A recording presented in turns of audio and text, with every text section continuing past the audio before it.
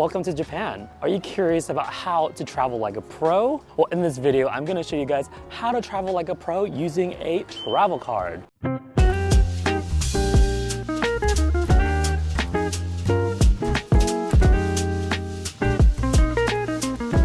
What is a travel card, you ask? Some of the popular travel cards are Suica, Passmo, and Ikoka. So this is one that you can get. This is Ikoka. And the travel cards vary from regions of Japan. So this one is the Kansai region. They all function the same, so you can use them at subways, trains, konbinis, restaurants, and even vending machines too. You can refill this at an ATM machine, or if you have an iPhone, you can add it to your Apple Wallet. And so this is what it looks like here. You can add it to your wallet with just ease. That way you don't have to keep bringing out your card. In my opinion, it's a lot easier if you have an iPhone to just add it to your Apple Wallet, just so it's a lot easier to travel in between trains. The most common way to travel throughout Tokyo is to purchase a ticket per ride. This is a bit tedious in my opinion because you do have to search up your train station, put in your money, and this happens before you even go through the gate. So you have to do that every single time, which can be a bit of a task. Trust me on this, it'll be a lifesaver. So the best thing you can use to travel throughout Japan is Google Maps. It is going to be your best friend, I guarantee you that. Google Maps is going to tell you what platform to stand on, as well as what cabin to get in so you can transfer or exit the fastest.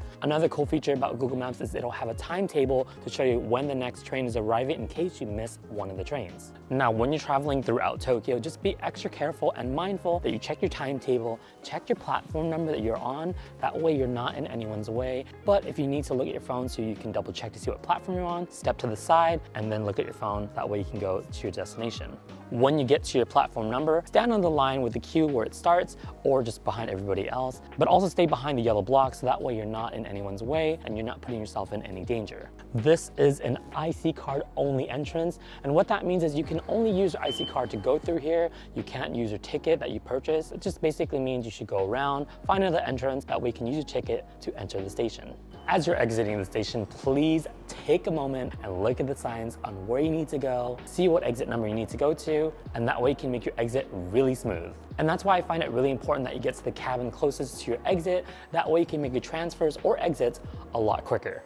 Now, I do want to point out some social etiquette while on the train. Try to keep the talking and disruptiveness to a minimum. You can have conversations, but just don't be loud and really obnoxious. And I'm sure while you're on the train, you're going to be scrolling through social media, maybe watching TV shows, movies, whatever. Have headphones, earphones, AirPods, but have them in your ear so that way it's not super loud and kind of bothering other people.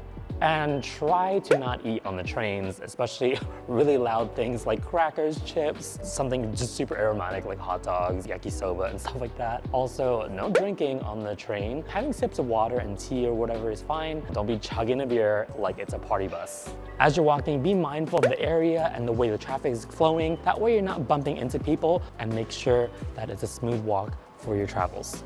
The cool thing about a lot of the train station is they have lockers. So that way if you're carrying your luggage, you can store it away. The small one here is about $3, while the larger one is closer to $4. But the amazing thing is that if you have a big luggage and you're just traveling and you don't want to lug it around, you can put it in the locker and go about your day. And the great thing is a lot of these machines come in different languages. You can only use your IC card. And keep in mind that some of these stations will require you to use the same card if you want to unlock your locker.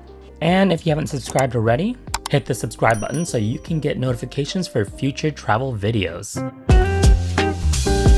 There are two main lines for the trains. There's the JR and then the Tokyo Metro.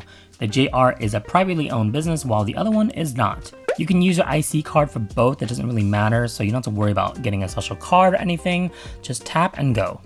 The easiest way you can tell if it's a JR line is if it has a letter J in it. It could be JY, JR, JS. As long as it has a letter J, that is a JR line. Everything else would be the Tokyo Metro. If you're gonna buy a JR pass, it's not really worth it unless you're going down to Kyoto and all that consistently. It is unlimited, though the price is quite high, but if you just buy a single-use ticket, it's actually a lot cheaper. I hope this helps you guys plan your trip to Japan and using all the subways there. It's super efficient and clean and really reliable to get around town. As always, like, comment, and subscribe, and I'll see you guys in the next video. Bye guys!